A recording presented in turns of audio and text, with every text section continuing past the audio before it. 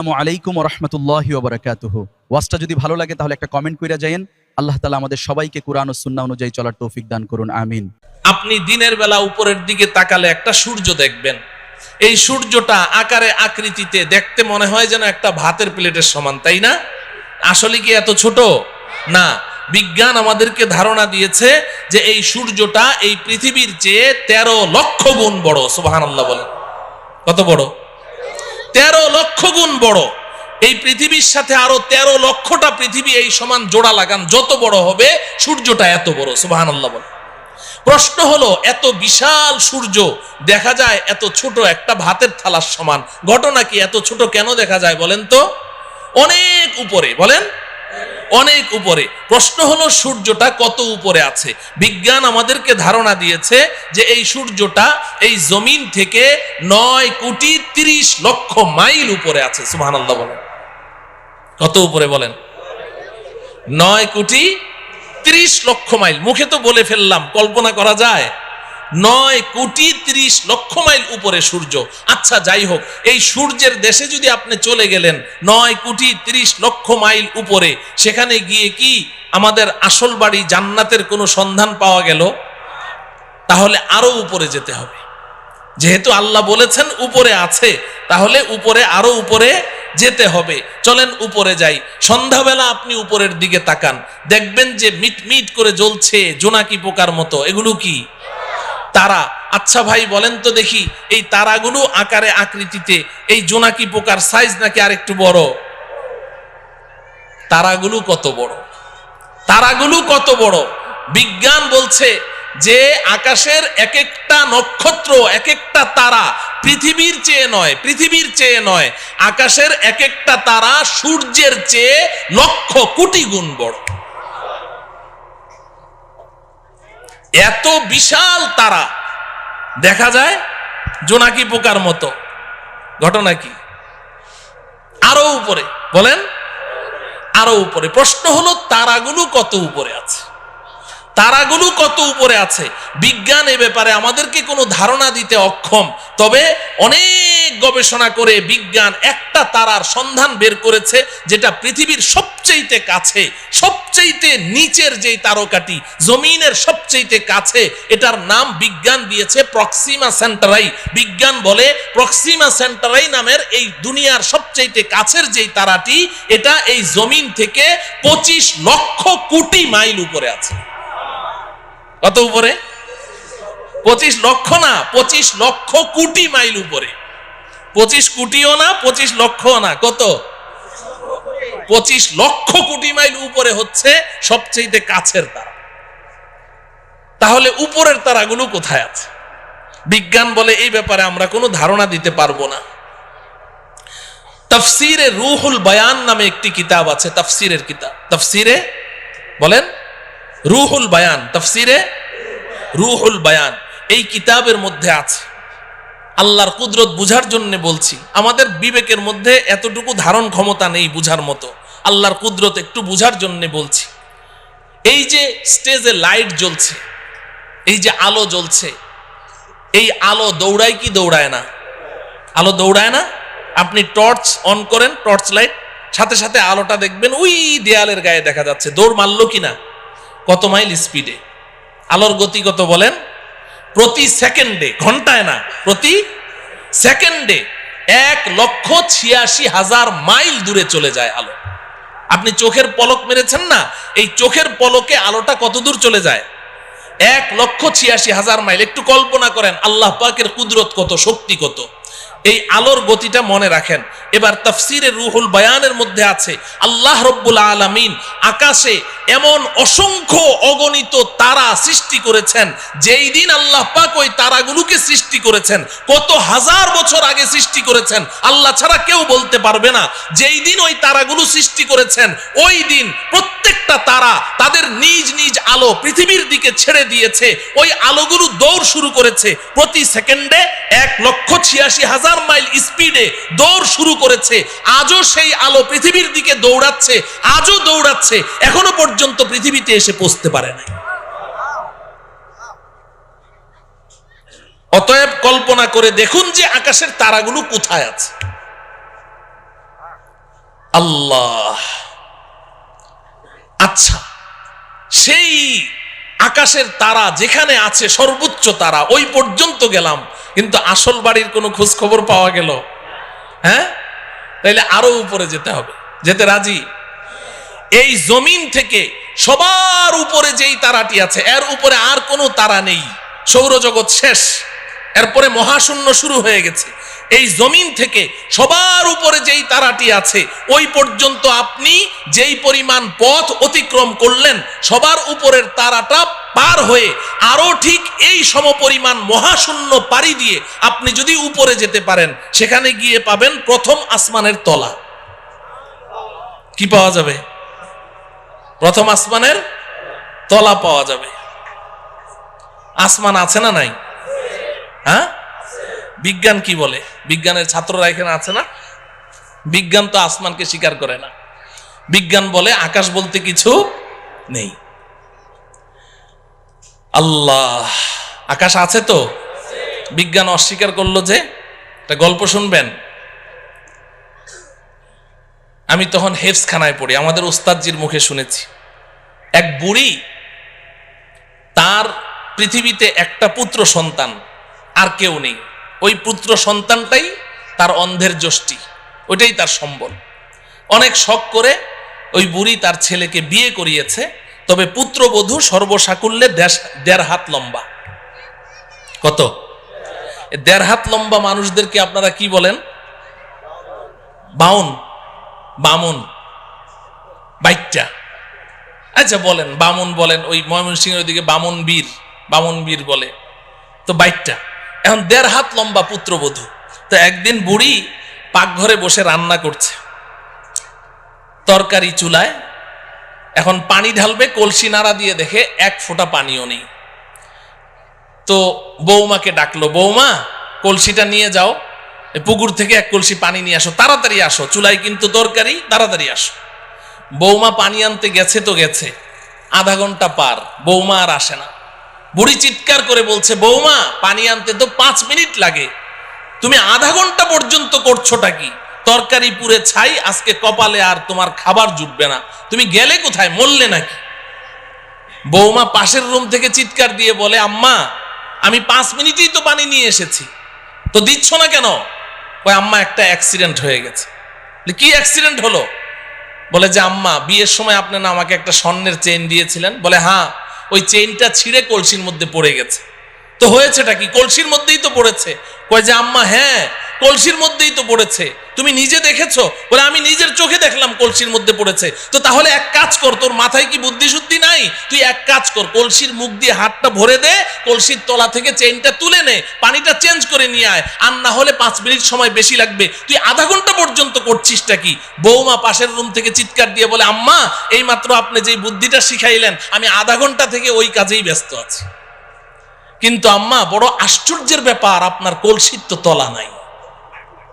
আপনার কলসির কি নাই? তলা নাই।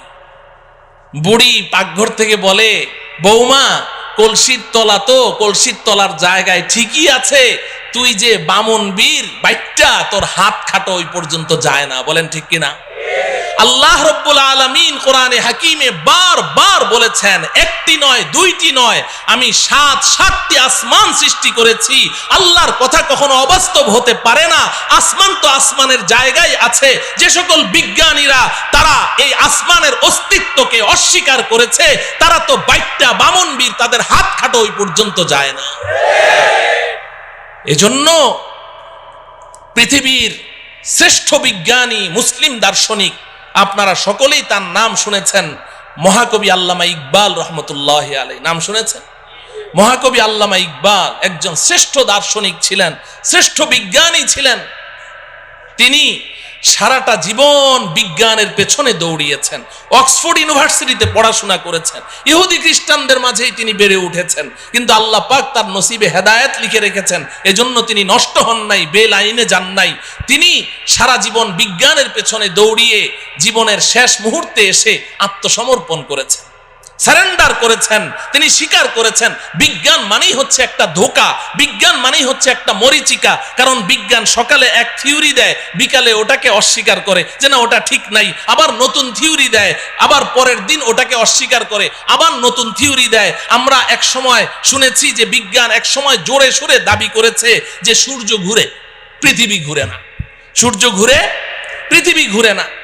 এরপর মাঝখানে আরেক দল বিজ্ঞানী কিছুদিনের জন্য আবিষ্কার হলো, তারা এসে বলল যে না আগের বিজ্ঞানীদের থিওরি ভুল। বলে সঠিকটা কি? কয় যে পৃথিবী ঘুরে, সূর্য ঘুরে না। এখন বর্তমান দুনিয়ার সমস্ত বিজ্ঞানী প্রায় একমত, তারা বলে আগের দোনোদল বিজ্ঞানীদের থিওরি ভুল। বলে সঠিকটা কি? কয় যে সূর্যও ঘুরে, পৃথিবীও ঘুরে। বলে কি বলে না? এখন বর্তমান বিজ্ঞানের দাবি কি? সূর্যও ঘুরে, পৃথিবীও ঘুরে। আর কিছুদিন যদি বাঁচি তাহলে দেখবো আরেক দল বিজ্ঞানী আসবে, এসে বলবে আগের তিনোদল বিজ্ঞানীদের থিওরি ভুল। বলে তাহলে সঠিকটা কি? বলবে একটাও ঘুরে না। অসম্ভব কি? বলতে পারে। তো বিজ্ঞান মানেই হচ্ছে মরিচিকা, এক একবার এক এক থিওরি দেয়। তো আল্লামা ইকবাল রহমতুল্লাহি আলাইহি সারাটা জীবন বিজ্ঞানের পেছনে দৌড়ালেন, এরপরে অন্তিম মুহূর্তে এসে আত্মসমর্পণ করছেন। কোই कहता है नहीं है, कोई कहता है कि है, या खबर है या नहीं है तेरी दुनिया का वजूद। अब जुनू से काम लूंगा मैं रहे तहकीक में, अक्ल के पीछे बहुत ही वक्त जाया कर चुका, अक्ल के पीछे बहुत ही वक्त जाया कर चुका। আল্লামা ইকবাল বলেন রব্বুল আলামিন সারাটা জীবন তো বিজ্ঞানের পেছনে দৌড়ালাম, কিন্তু বিজ্ঞান আজকে এক থিওরি দেয়, কালকে এক থিওরি দেয়। একবার বলে সূর্য ঘুরে, একবার বলে পৃথিবী ঘুরে, একবার বলে দুটোটা ঘুরে, একবার বলে আসমান আছে, আরেকবার বলে আসমান নাই। আমি তো পাগল হয়ে যাওয়ার পালা রব্বুল আলামিন। আর আমি বিজ্ঞানের পেছনে দৌড়াতে চাই না। এখন আপনার কাছে জীবনের অন্তিম মুহূর্তে আমার একটাই দরখাস্ত, अब जुनू से काम लूंगा मैं रहे तहकीक में, अक्ल के पीछे बहुत ही वक्त जाया कर चुका। রব্বুল আলামিন এখন আর আমি বিজ্ঞানের মাধ্যমে কোনো জিনিস যাচাই করতে চাই না, এখন আমি আপনার কিতাব কোরআনের মাধ্যমে যাচাই করতে চাই। আপনি যেটা বলবেন ওটাকেই বিশ্বাস করতে চাই, এবং আপনি আমাকে ওই বিজ্ঞানীদের দল থেকে বের করে ওই সমস্ত বান্দাদের অন্তর্ভুক্ত করে দেন যেই বান্দাদেরকে দুনিয়ার মানুষ আপনার পাগল মনে করে, আমাকে ওই পাগলদের অন্তর্ভুক্ত করে দেন। আসমান আছে না নাই? গেলাম প্রথম আসমানের তলা, মনে আছে তো? তো প্রথম আসমানের তলা পর্যন্ত না গেলাম, কিন্তু আসল বাড়ি জান্নাতের কোনো খোঁজ খবর পাওয়া গেল? আরো উপরে যাওয়া লাগবে। এই জমিন থেকে প্রথম আসমানের তলা পর্যন্ত যতটুকু পথ আপনি পাড়ি দিয়েছেন, ভালো করে বুঝেন, এই জমিন থেকে প্রথম আসমানের তলা পর্যন্ত যতটুকু পথ পাড়ি দিয়েছেন, প্রথম আসমানটা মোটাও এই পরিমাণ। সুবহানাল্লাহ বলেন। প্রথম আসমানটা মোটাও এই পরিমাণ। এরপর প্রথম আসমান থেকে দ্বিতীয় আসমানের দূরত্ব এই পরিমাণ, দ্বিতীয় আসমানটাও মোটা এই পরিমাণ। এইভাবে আপনি উপরের দিকে যেতে থাকেন, তৃতীয় আসমান আবার মহাশূন্য, চতুর্থ আসমান আবার মহাশূন্য, পঞ্চম আসমান আবার মহাশূন্য, ষষ্ঠ আসমান আবার মহাশূন্য, সপ্তম আসমান। এই জমিন থেকে সপ্তম আসমানের ছাদ পর্যন্ত যতটুকু পথ আপনি অতিক্রম করেছেন, সপ্তম আসমান পার হয়ে আরো ঠিক এই সমপরিমাণ মহাশূন্য পাড়ি দিয়ে আপনি যদি উপরে যেতে পারেন, সেখানে গিয়ে পাবেন সিদরাতুল মুনতাহা। কি পাওয়া যাবে? সবাই আমার সাথে বলেন সিদরাতুল মুনতাহা। সিদরাতুল মুনতাহা এই নামটা মনে রাখতে হবে, বাড়ির ঠিকানা তো সিদরাতুল মুনতাহা। এবার আল্লাহ রব্বুল আলামিন আমার আপনার আসল বাড়ি, আমার আপনার আব্বা আম্মার বাড়ি, আমাদের পৈতৃক সম্পত্তি, জান্নাতের ঠিকানা বলে দিচ্ছেন। ইনদা সিদরাতিল মুনতাহা ইনদাহা জান্নাতুল মাওয়া। এই দুনিয়ার মুসলমান শুনে রাখো, আমি তোমাদের জন্য, আমার ইমানদার পরহেজগার বান্দাবান্দীদের জন্য আমি যেই বিশাল জান্নাত তৈরি করেছি, এই জান্নাতটা আমি আল্লাহ সিদরাতুল মুনতাহার নিকটে তৈরি করে রেখেছি। কোথায়? সিদরাতুল মুনতাহা। বলেন, সবাই বলেন সিদরাতুল মুনতাহা। বাড়ির ঠিকানা জানা লাগবে না, বাড়ির এলাকার নাম জানতে হবে। আমাদের বাড়ির এলাকার নাম কি? সিদরাতুল মুনতাহা। আল্লাহ রাব্বুল আলামিন বলছেন ওই সিদরাতুল মুনতাহার নিকটে আমি আল্লাহ জান্নাত নামের বাড়ি তৈরি করে রেখেছি। মুহতারাম হাজরিন, আমাদের দেশের কিছু নষ্ট ভ্রষ্ট নাস্তিক দাবিদার কিছু ছেলেরা, এরা এই মাঝে মধ্যে উল্টাপাল্টা কিছু বকাবকি করে কোরআন হাদিস ইসলাম ঈমান সম্পর্কে, আল্লাহ রসুল সম্পর্কে। এই ভ্রষ্ট নষ্ট ছেলেগুলো তারা বলে জান্নাত বলতে কিচ্ছু নাই। জান্নাত আছে না নাই? এখন ওরা জান্নাতকে অস্বীকার করে কেন জিজ্ঞাসা করেন, বলবে যে আমাদের নাস্তিকদের একটা থিওরি আছে, যা চোখে দেখি না তা বিশ্বাস করি না। নাস্তিকরা যা চোখে দেখে না তা বিশ্বাস করে না, এটা ওদের দাবি। তো বলে যে আমরা পৃথিবীর উত্তর থেকে দক্ষিণ মেরু, পূর্ব থেকে পশ্চিমে, উপরে যেতে যেতে চাঁদের দেশ মঙ্গল গ্রহ সবই তো ঘুরলাম, কই জান্নাত তো কিছুই দেখলাম না, এই জন্য জান্নাত বলতে কিচ্ছু নেই। নাউজুবিল্লাহ বলেন। আচ্ছা বলেন, জান্নাতটা কোন জায়গায় আছে? সিদরাতুল মুনতাহা। সিদরাতুল মুনতাহা কোথায় আছে বুঝলেন তো? তো এখন এই নাস্তিকগুলো এই ঢাকার শাহবাগ চত্বরে বসে বসে ওখান থেকে বুঝি সিদরাতুল মুনতাহা দেখা যাবে? হ্যাঁ, তো দুনিয়াতেও তারা জান্নাতকে অস্বীকার করেছে, সিদরাতুল মুনতাহা পর্যন্ত পৌঁছতে পারলো না, দুনিয়াতে অস্বীকার করেছে। আখিরাতেও তারা জান্নাতের কোনো ঘ্রাণও পাবে না। আমরা ইনশাআল্লাহ দুনিয়াতে যেহেতু আমরা বিশ্বাস করেছি, আমাদের জান্নাতের বাড়ির সন্ধান লাভ করেছি, আল্লাহর কথা বিশ্বাস করেছি, রাসূলের কথা বিশ্বাস করেছি, আব্বাজান হযরতে আদমের কথা বিশ্বাস করেছি, ইনশাআল্লাহ পরকালে আমরা আমাদের আসল বাড়ি জান্নাতের মালিক হবই হব ইনশাআল্লাহ। আল্লাহ রব্বুল আলামিন আমাদের সবাইকে আমাদের আসল বাড়ি পর্যন্ত অতি নিরাপদে পৌঁছার তৌফিক দান করুন। তো বাড়ির সন্ধান তো পাইলাম, কোথায় আছে? এখন প্রশ্ন হলো যাব কেমনে? ঠিক কিনা? হ্যাঁ, যাব কেমনে? যাব কেমনে? এতক্ষণ পর্যন্ত ওয়াজ খুব মজা লেগেছে, কারণ এতক্ষণ গল্প করলাম। তো এখন থেকে ওয়াজটা একটু তিতা তিতা লাগবে, শুনবেন তো? হ্যাঁ, আসল ওয়াজ এখন থেকে শুরু। এতক্ষণ কিন্তু ওয়াজ ছিল না, এতক্ষণ গল্প গুজব করলাম, সময় কাটাইলাম। আসল ওয়াজ এখন থেকে। যাব কেমনে, এটার না দরকার, ঠিক কিনা বলেন? আচ্ছা বলেন, নিচ থেকে উপরের দিকে উঠার পদ্ধতি কি? আপনি যদি একটা কুয়ার নিচে পড়ে গেছেন, এখন আপনি উঠতে চান উপরে, হাউমাউ করে চিৎকার করছেন, ভাইরে আমারে উঠাও রে, মল্লাম রে, গেলাম রে। এখন আপনাকে এই কুয়ার নিচ থেকে ওই গর্তের ভিতর থেকে যদি উপরে তুলতে হয়, 4 কাজ করতে হবে। কয় কাজ বলেন? 1 নম্বর, উপর থেকে একটা রশি ছাড়তে হবে, ঠিক না? মুখস্থ করেন। 1 নম্বর কি? 2 নম্বর হলো রশিটা শক্ত হওয়া লাগবে, ঢিলা ঢালা হলে ছিঁড়ে যাবে। 3 নম্বর হলো যখন রশিটা উপর থেকে ছাড়া হলো, নিচ থেকে ওই রশিটা শক্ত করে চেপে ধরতে হবে, ঠিক কিনা? যদি আপনি সত্যিকারেই উপরে উঠতে চান তাহলে কি করতে হবে? চেপে ধরতে হবে। যদি গাউরা টাইপের হয়, কারণ আমি রশি টসি ধরুম না, উপরে উঠুম, ও কিয়ামত পর্যন্ত উঠতে পারবে নাকি? রশি ধরা লাগবে, ধরতে হবে। 4 নম্বর শর্ত হলো যখন রশিটা আপনি চেপে ধরেছেন, এখন উপর থেকে যারা রশি ছেড়েছে দয়া মায়া করে রশিটা ধরে টান মারতে হবে, তাইলে আপনি উপরে উঠে যাবেন, ঠিক কিনা? এই কথাটুকু যখন বুঝে আসলো, এবার আসেন, আমরাও তো আমাদের আসল বাড়ি জান্নাত থেকে অনেক নিচে পড়ে গেছি, অনেক নিচে। কত নিচে এটা কল্পনাও করতে পারবো না, শুনলাম খালি এতক্ষণ ঠিকই। তা আমরা যে নিচে পড়ে গেছি, এখন যদি আমরাও আমাদের আসল বাড়ি জান্নাত পর্যন্ত উপরে উঠতে চাই, তাহলে জান্নাতের মালিক আল্লাহ রব্বুল আলামিন দয়া মায়া করে আমাদের কাছে একটা রশি ছাড়তে হবে। কি ছাড়তে হবে বলেন? রশি ছাড়তে হবে। রশিটা বড় মজবুত হওয়া লাগবে, আমাদের সকলকে ওই রশি চেপে ধরা লাগবে। এবার আল্লাহ পাক যদি দয়া করে টান মারেন, তো সোজা আমরা আমাদের আসল বাড়ি জান্নাতে পৌঁছে যাব। আপনি বলবেন, হুজুর এটা কি বললেন, আগ্রম বাগ্রম কথা, কিছুই বুঝলাম না। এই কথাটাই আল্লাহ রব্বুল আলামিন সূরা আলে ইমরানের 103 নম্বর আয়াতে বলেছেন। সুবহানাল্লাহ বলেন। সূরার নাম কি? আলে ইমরান। বলেন সূরার নাম কি? আলে ইমরান। আয়াত নম্বর কত?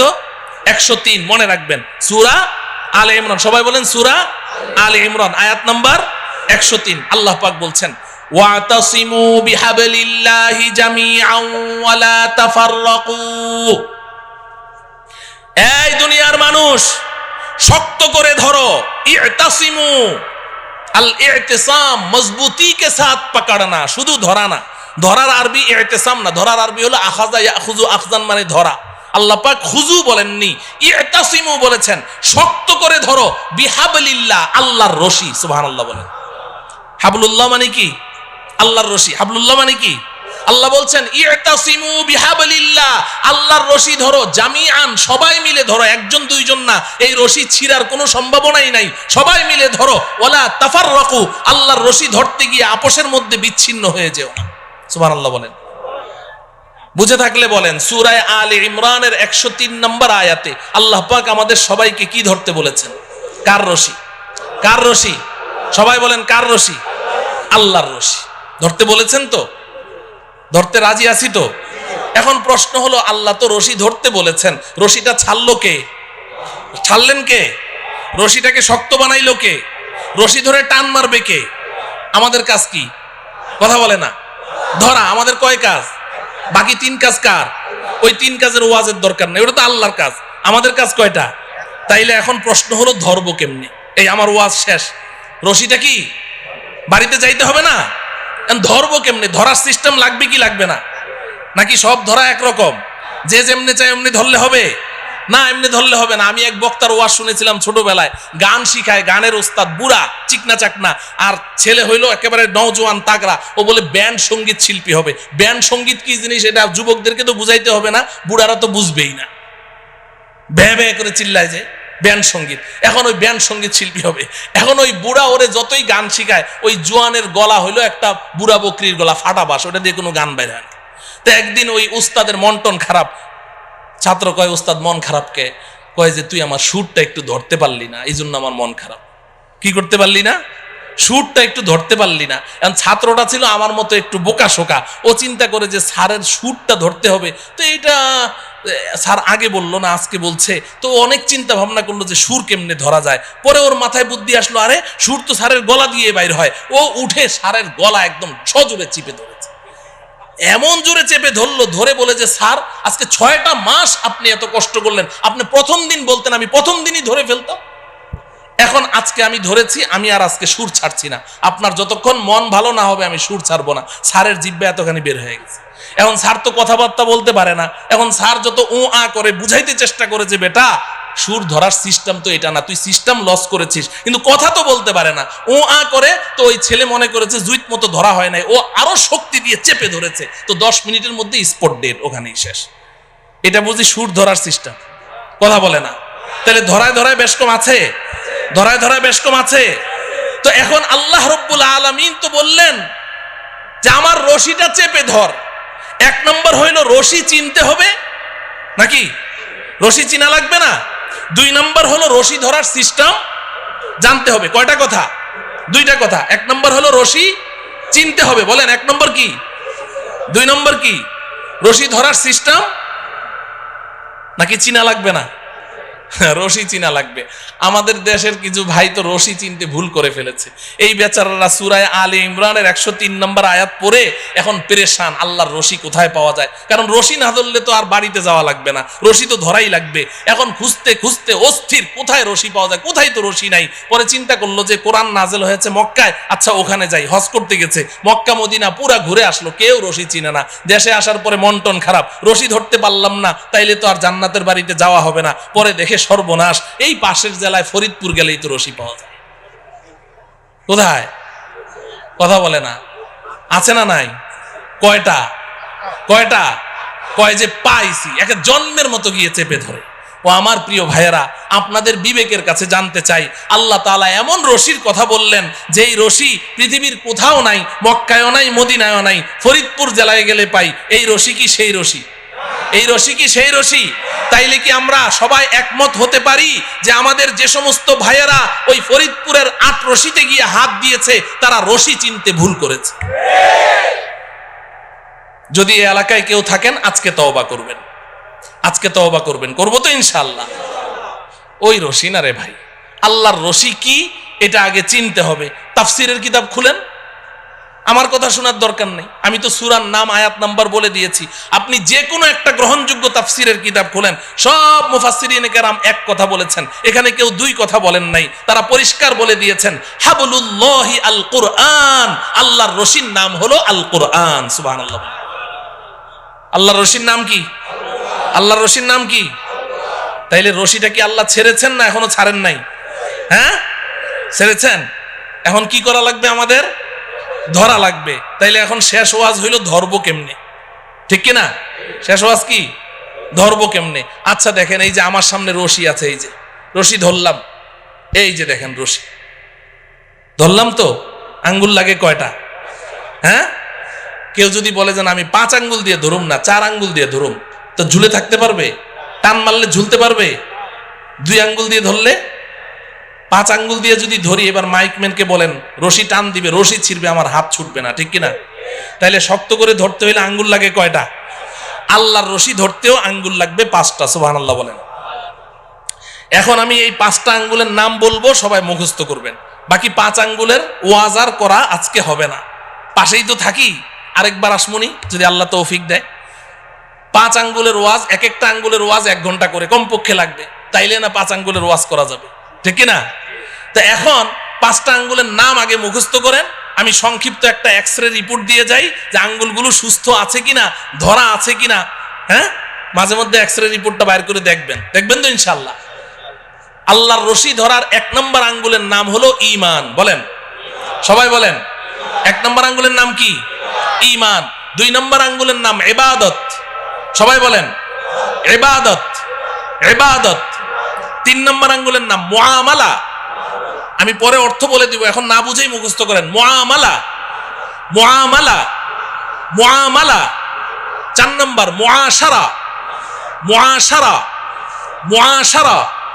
5 নম্বর আখলাক, আখলাক, আখলাক। কয়টা হলো? 5টা। আবার বলি, 1 নম্বর কি?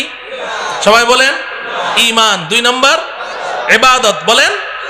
3 নম্বর মুআমালা, মুআমালা বলবেন না, মুআমালা, মুআমালা। 4 নম্বর মুআশারা, মুআশারা। 5 নম্বর আখলাক। কয়টা হলো? এই 5টা আঙ্গুল লাগবে, এই 5টা আঙ্গুল লাগবে। আপনারা সবাই শিক্ষিত মানুষ, সমজদার মানুষ, আপনারা বুঝে ফেলেছেন যে এই আঙ্গুল সেই আঙ্গুল না, ঠিক কিনা? রক্ত মাংসের আঙ্গুল না। তার মানে কি? এই যে 5টা কথা বললাম, ইসলাম এই 5টা সেক্টরে বিভক্ত, এই 5-এর বাইরে আর ইসলাম নাই। আমাকে, আপনাকে, প্রত্যেককে এই 5ও সেক্টরে খাঁটি মুসলিম হতে হবে। তাহলে 5টা আঙ্গুল সহি শুদ্ধ আছে, আল্লাহর রশি ধরা আছে। এবার অপেক্ষায় থাকেন, আল্লাহ টান মারবে, ঝুলে থাকবেন, তো সোজা আসল বাড়ি জান্নাতে পৌঁছে যাবে। এই 5টা আঙ্গুল সুস্থ সবল রাখবো তো ইনশাআল্লাহ। 1 নম্বর আঙ্গুলের নাম কি? ঈমান। বলবেন যে হুজুর, ঈমান তো সবাই জানি, সময়ও যেহেতু শেষ, ঈমানের ওয়াজ তো দরকার নাই, নামাজ রোজা না পড়তে পারি, কিন্তু ঈমানটা তো পাক্কা, অতএব ঈমানের ওয়াজের দরকার নাই। না আছে? হ্যাঁ, ঈমানের ওয়াজের দরকার আছে, খুব বেশি ঈমানের ওয়াজের দরকার। ঈমানের ওয়াজ বেশি করে করা দরকার। বর্তমান দুনিয়ার মুসলমানরা ঈমানের ব্যাপারে ধোকার মধ্যে আছে। ঈমানের ব্যাপারে কি আছে? ধোকার মধ্যে আছে। ঈমানের ওয়াজ বেশি করে করতে হবে, ঈমান বুঝতে হবে। আমরা মুখে মুখে তো কত কথাই বলি। আমাদের বাংলাদেশের অধিকাংশ মুসলমান, এরা মনে করে ঈমান মানে আল্লাহকে বিশ্বাস, স্রষ্টাকে বিশ্বাস করা। এরা মনে করে ঈমান মানে নবীজি সাল্লাল্লাহু আলাইহি সাল্লামকে বিশ্বাস করা। তা আমি তো আল্লাহকেও বিশ্বাস করি, নবীকেও বিশ্বাস করি, পরকালকেও বিশ্বাস করি, দ্যাটস এনাফ, আমি একজন খাঁটি ঈমানদার। যার কারণে নামাজ নাই, রোজা নাই, হজ নাই, যাকাত নাই, কোরআন কিতাব, আল্লাহ রসুল কিচ্ছু নাই, কিন্তু খাঁটি ঈমানদার, ঠিক কিনা? সমাজে এই জাতীয় মুসলমান আছে না নাই? কম না বেশি? 95%। তো যে কথা বলছিলাম, তাইলে 1 নম্বর আঙ্গুলের নাম কি? সব ক্ষমতা কার হাতে? সব ক্ষমতা কার হাতে? নাকি জনগণের হাতে? সব ক্ষমতার উৎস কে? জনগণ না আল্লাহ? আল্লাহ। সব ক্ষমতা কার হাতে? সন্তান দেওয়ার মালিক কে? তাইলে সন্তান না হইলে শাহ আলী মাজারে যাবেন? হ্যাঁ, যায় না মুসলমানরা? যায়। শাহ আলী বাবা কি সন্তান দিতে পারে? আপনি সন্তানও হারা, আর শাহ আলী বাবার কাছে গিয়ে যখন বলবেন যে একটা সন্তান চাই, তখন হইবেন ঈমান হারা। সন্তানও পাইলেন না, ঈমানও পাইলেন না, কট্টর একটা কাফের হয়ে বের হইলেন, আমও গেল, ছালাও গেল। কথা বুঝে আসছে? তাইলে পীরের কাছে চাওয়া যাবে? জিন্দা পীরের কাছে চাওয়া যাবে? মুর্দা পীরের কাছে চাওয়া যাবে না। সব চাইতে হবে কার কাছে? আল্লাহ পাকের কাছে। আল্লাহ আমাদের ঈমানকে মজবুত রাখার তৌফিক দান করেন। 2 নাম্বার কি? 2 নম্বর আঙ্গুল কি? ইবাদত। ইবাদত নামাজ কি? কথা বলে না। রোজা কি? যাকাত কি? হজ কি? ইবাদত। কোরআন তেলাওয়াত, জিকির আজকার, দান খয়রাত, সব মিলে আঙ্গুল কয়টা? এই এটা বুঝেন, ভালো করে বুঝেন, খুব বুঝেন। নামাজ, রোজা, হজ, যাকাত, কোরআন তেলাওয়াত, জিকির আজকার, দান খয়রাত সব মিলে আঙ্গুল কয়টা? একটা। আমাদের সমাজে যেই মুসলমানটা 5 ওয়াক্ত নামাজ পড়ে, রোজা রাখে, যাকাত দেয়, হজ করে, তাসবিহ জপে, কোরআন তেলাওয়াত করে, জিকির করে, দান খয়রাত করে, আমরা বলি সমাজের সর্বশ্রেষ্ঠ মুসলমান, ঠিক কিনা? হ্যাঁ, কিন্তু আঙ্গুল কয়টা? এই 1 নম্বর ইমানের আঙ্গুল আর 2 নম্বর ইবাদতের আঙ্গুল নিয়ে যেই মুসলমান আছে তাকেই আমরা সার্টিফিকেট দিয়ে দিচ্ছি সে একেবারে শ্রেষ্ঠ মুসলমান, বাকি 3 আঙ্গুলের খবর নেই। এই কারণে আজকে সমাজের অনেক মুসলমান এমন আছে নামাজ পড়তে পড়তে মাথার মধ্যে ঘা ফেলে দিয়েছে, বাজারে গিয়ে ভেজাল মাল বিক্রি করছে, যুগ যুগ ধরে সুদ খাচ্ছে, যুগ যুগ ধরে সুদের সাথে জড়িত, যুগ যুগ ধরে ঘুষের সাথে জড়িত, হারাম মাল বিক্রি করছে, কিন্তু আবার নামাজও পড়ছে। কারণ সে মনে করে যে আমি তো পাক্কা মুসলমান, এগুলোর মধ্যে আবার ইসলাম আসলো কোত্থেকে? মুআমালা ঠিক নাই, আছে না নাই? হ্যাঁ মুহতারাম হাজিরিন, তাইলে ইবাদতের মধ্যে সর্বশ্রেষ্ঠ ইবাদতের নাম কি? কথা বলে না। নামাজ না পড়লে ঈমান থাকে? বলে যে হুজুর নামাজ না পড়লে কি হবে, আমার ঈমান ঠিক আছে। আগে তো হাসতে হাসতে বলতো, এখন সিরিয়াসলি বলে যে হুজুর নামাজ না পড়লে কি হবে, আমার ঈমান ঠিক আছে। নামাজ না পড়লে ঈমান ঠিক থাকে না তো ভাই। নবীজি বলেছেন, আমার কথা না, বাইনাল আবদি ওয়াল কুফরি তারকুস সালাহ, কে ঈমানদার কে বেঈমান এটা কি কপালে লেখা আছে? চিনবো কেমনে? নবীজি বলেন, আমি বলে দিচ্ছি কেমনে চিনবা, দেখো লোকটা নামাজ পড়ে কিনা। যদি নামাজ পড়ে বলো ঈমানদার, নামাজ না পড়লে চুপ, কিছুই বলার দরকার নেই। কিন্তু ঈমানের সাক্ষী দেওয়ার জন্য কি লাগবে? নামাজ লাগবে। নামাজ পড়বো তো ইনশাআল্লাহ, নাকি নামাজ ছাড়া ঈমানদার? আল্লাহ পাক বুঝার তৌফিক দান করেন। 3 নম্বর আঙ্গুলের নাম কি? মুআমালা। মুআমালা 3 নম্বর আঙ্গুল কি? মুআমালা মানে লেনদেন। মুআমালা মানে কি? ও আমার প্রিয় ভাইয়েরা খুব বুঝেন, এখানে আমাদের সমস্যা আছে। নামাজ রোজা যাই করি কিন্তু লেনদেন ঠিক নাই।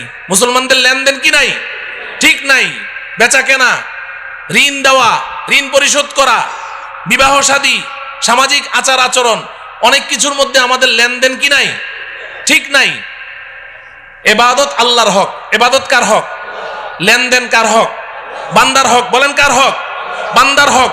আমি ইবাদতের মধ্যে কোনো ত্রুটি করেছি, আল্লাহর কাছে ক্ষমা চাই। আল্লাহ, আপনার সাথে আমার মুআমালা ঠিক নাই, নামাজে আমার ত্রুটি হয়েছে, রোজায় ত্রুটি হয়েছে। আল্লাহ বড় মেহেরবান, কান্নাকাটি করেন, ক্ষমা চান, আল্লাহ মাফ করে দিবেন। কিন্তু আপনি মুআমালা ঠিক করেন নাই। আপনি কোনো বান্দার হক আপনি অন্যায়ভাবে আপনি নষ্ট করেছেন। 10টা টাকা তার ইচ্ছার বাইরে জবরদস্তি তার কাছ থেকে আপনি নিয়েছেন। আপনি সারা জীবন সেজদায় পড়ে থাকেন, সারা জীবন সেজদায় পড়ে থাকেন, আল্লাহর কাছে কান্নাকাটি করেন, আল্লাহ আপনাকে মাফ করবে না। কেন মাফ করবে? আপনি অন্যায় কি আল্লাহর সাথে করেছেন না বান্দার সাথে? তাহলে আপনি যার সাথে অন্যায় করেছেন তার কাছে না মাপ চাইবেন? কথা বুঝে আসে? খবরদার, খবরদার, মুআমালা ঠিক করতে হবে, লেনদেন ঠিক করতে হবে। হাসরের ময়দানে অনেক নামাজ, রোজা, হজ, যাকাত, কোরআন তেলাওয়াত, তাসবিহ, তাহলিল, জিকির, আজকার, নফল রোজা, নফল দান খয়রাত, অনেক একদম ইবাদতের আমলের পাহাড় নিয়ে উঠবে, পাহাড় নিয়ে। অন্যরা এভাবে তাকিয়ে থাকবে, বাপরে বাপ, এত আমল করেছে, এত নেকি, এত সওয়াব, সবাই এভাবে তাকিয়ে থাকবে। এমন ব্যক্তি উঠবে, কিন্তু হাসরের ময়দানে পাওনাদারদের ঋণ পরিশোধ করতে করতে ওর নেকি সব খালি হয়ে যাবে, তাকে আল্লাহ পাক জাহান্নামে নিক্ষেপ করবে। পরিষ্কার হাদিস, পরিষ্কার হাদিস। পাওনাদাররা ওই সময় দাঁড়িয়ে যাবে। দুনিয়াতে খুব বাবুগিরি করেছেন, খুব বেটাগিরি করেছেন, মাস্তান, সন্ত্রাস, খুব পাওয়ার, মানুষের জমি জমা কুক্ষিগত করেছেন, ভূমিদস্যু, ভূমিখোর, সন্ত্রাসী করে করে মানুষের টাকা পয়সা মেরে খেয়েছেন, অনেক শক্তি, অনেক ক্ষমতা। কিন্তু ভাই, আল্লাহ পাকের সামনে গিয়ে আপনাকে দাঁড়াতে হবে, এটা মাথায় রাখেন। যখন আল্লাহ পাকের আদালতের কাঠগড়ায় দাঁড়াবেন তখন আপনার কি অবস্থা হবে? নবীজি সাল্লাল্লাহু আলাইহি সাল্লাম সাহাবায়ে কেরামকে প্রশ্ন করেছেন, এই বলো তো দেখি সবচেয়ে বড় মিসকিন কে? সবচেয়ে বড় মিসকিন কে? তো সাহাবায়ে কেরাম বললেন, ইয়া রাসূলুল্লাহ, এক লোকমা দুই লোকমা খাবারের জন্য মানুষের দাঁড়ে দাঁড়ে ঘুরে, ওই তো সবচেয়ে বড় মিসকিন। নবীজি বললেন না, বরং সবচেয়ে বড় মিসকিন হলো ওই ব্যক্তি যে হাসরের ময়দানে পাহাড় সমপরিমাণ নেকি নিয়ে উপস্থিত হবে। আল্লাহ পাক তার জন্য জান্নাতের ফায়সালা করবেন। সে যখন জান্নাতের দিকে রওনা করবে, পেছন থেকে একজন দাঁড়িয়ে বলবে, রব্বুল আলামিন, লোকটা কই যায়? আল্লাহ বলবেন, ওর জান্নাত দিয়ে দিয়েছি, দেখো না কি পরিমাণ নেকি নিয়ে আসছে। আল্লাহ একটু দাঁড়াইতে বলেন, কি সমস্যাটা কি? দুনিয়াতে আমি ওর কাছে 5 লাখ টাকা পাইতাম, দেয় নাকি? তাই নাকি? এদিকে আস, এদিকে আস। এই ধরা খায় গেল। ও 5 লাখ টাকা পাইতো? বলে হ্যাঁ। দাও, টাকা দাও। আল্লাহ টাকা দেবো কোত্থেকে? এখানে টাকা পাবো কোথায়? এখানে তো টাকার লেনদেন নাই। বলে কিসের? বলে নেকির লেনদেন হয়, 5 লাখ টাকার নেকি দিয়ে দাও। তো ওর ওখান থেকে 5 লাখ টাকার নেকি দিয়ে দিবে। তো একজন পাওনাদার যারা নাকি মানুষের টাকা নিয়ে মাইরা খায়, এরা কি একজনের টাকা মেরে খায় খালি, নাকি এটা তার অভ্যাস? তো যখন এক পাওনাদারে পেয়ে গেল নেকি 5 লাখ টাকার, বাকি পাওনাদাররা কয়, বাহ চমৎকার, তো এখন সব দাঁড়ায় যাবে। আল্লাহ আমি পাইতাম 1 লাখ, আল্লাহ আমি 2 লাখ, আল্লাহ আমি 10 টাকা, আমি 20 টাকা, সব দাঁড়ায় যাবে। আল্লাহ বলবেন, দাও দাও। এই নেকি পরিশোধ করবে, ওই ঋণ পরিশোধ করতে করতে এক পর্যায়ে তার নেকি শেষ হয়ে যাবে। নবীজি বলেন, পাওনাদারদের সিরিয়াল এখনো রয়ে গেছে, নেকি শেষ। এবার আল্লাহ রব্বুল আলামিন বলবেন, দাও। আল্লাহ শেষ, দিব কোত্থেকে? ও আচ্ছা নাই, তো এক কাজ করো, তোমরা যে যত টাকা পাও ওই অত টাকার গুনাহ ওর আমল নামায় দিয়ে দাও। নাউজুবিল্লাহ বলেন। ও আমার প্রিয় ভাইয়েরা, বুঝেন, বুঝতে চেষ্টা করেন। এগুলো কোনো আরব্য উপন্যাসের কথা বলছি না, গল্প কাহিনী বলছি না, এটা হাদিসের কথা বলছি, রাসূলের কথা বলছি। কোনো উপায় থাকবে না, এখনো ঠিক করেন লেনদেন, এখনো ঠিক করেন। 1টা টাকা কেউ পায়, 2টা টাকা পায়, 5টা টাকা পায়, অন্যায় ভাবে নিয়েছেন, তাড়াতাড়ি পরিশোধ করেন। কোনো উপায় থাকবে না, কোনো উপায় নাই। এখানে কারো সুপারিশ চলবে না, দেওয়াই লাগবে, না হলে জাহান্নাম।